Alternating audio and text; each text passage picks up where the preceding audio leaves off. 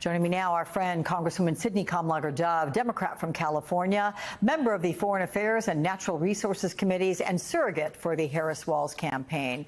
Welcome back to the broadcast, Congresswoman. So, has your committee, first of all, been briefed on this? And if so, what can you share with us? Well, I do want to say this is an unthinkable tragedy and unthinkable suffering that is happening. My heart goes out to the families. We have been getting briefed. I actually met with the families last month in Washington, D.C., and we all agreed that Hamas is a terrorist organization and that no better deal will come tomorrow, and that diplomacy is key. And so now what we're seeing, protests in Israel, there's a polio outbreak in Gaza, there's a deal point over corridor control on Egypt's borders. But we know that every day a ceasefire deal with the release of hostages does not happen is a day that hostages and civilians' lives are at risk. Indeed. Vice President Harris shared on social media that she has spoken with Hersh Goldberg Poland's family. Do you have a sense of how that conversation went?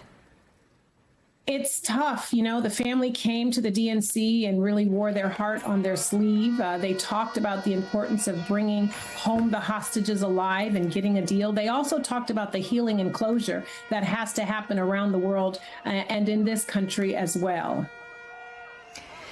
I don't know if you're able to see the screen, but we are showing our viewers these incredible clashes. There's a lot of energy. There are thousands upon thousands, reportedly as many as 500,000 people throughout Israel right now that are protesting the just murderous deaths of these 6 hostages, but also protesting Benjamin Netanyahu and his government for allowing this to happen by not getting to a ceasefire.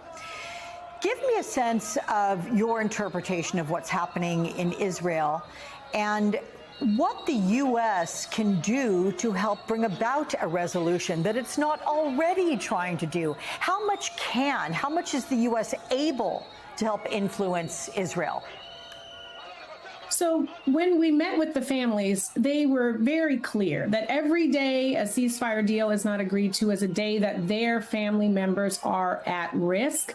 And so you have to use diplomacy. It cannot be just military. We know that the U.S., Qatar, and Egypt have been at the negotiating table trying to work to a resolution. We know that there are sticking points. Sometimes it feels like the ball keeps moving, but I think everyone at the table is incredibly committed. I can't tell you how many discussions I've had with ambassadors from Jordan, from Qatar, from Saudi Arabia, and everyone is on the same page. There has to be a resolution to this immediately so that healing, so that closure, so that greater diplomacy, so that a framework for peace can happen.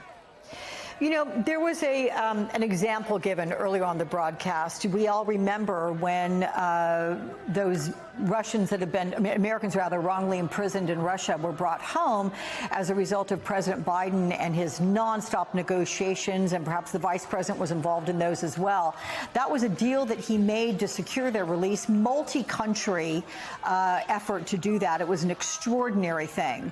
He made that deal, locked it up on the day that he announced that he'd be stepping aside from the campaign and not continuing his run for president.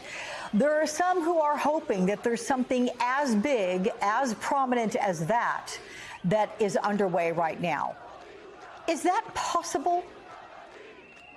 I think it is. It is important to say that the circumstances and the landscape is incredibly different, right? When we're talking about Russia and Ukraine and Eastern Europe versus what's happening in the Middle East. But I can tell you, Foreign Affairs Committee, we have had repeated conversations with all parties involved. Regional escalation is something everyone is thinking about. Iran and Hezbollah trying to activate is something everyone is watching very closely. And stabilization of that region, it has incredible impacts for economy as well as for national security. And I think people are walking into this, continue to walk into this eyes wide open. Okay.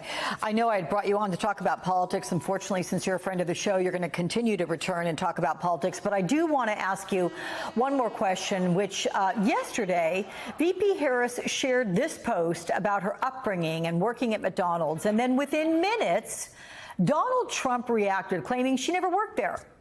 I mean, we've seen quite a bit of back and forth between both campaigns this weekend via social media. Is this the new frontier in the fight for voters?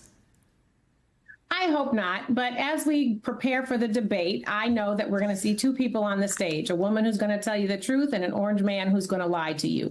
I hope he gets his act together, although we know that these tired tactics of his are to be expected. I think this is a litmus test for how he will continue to govern. It shows you how he has cannibalized the Republican Party and made them incredibly dysfunctional. And it shows you why we need to be talking about our values and really supporting Vice President Kamala Harris to help her win in November.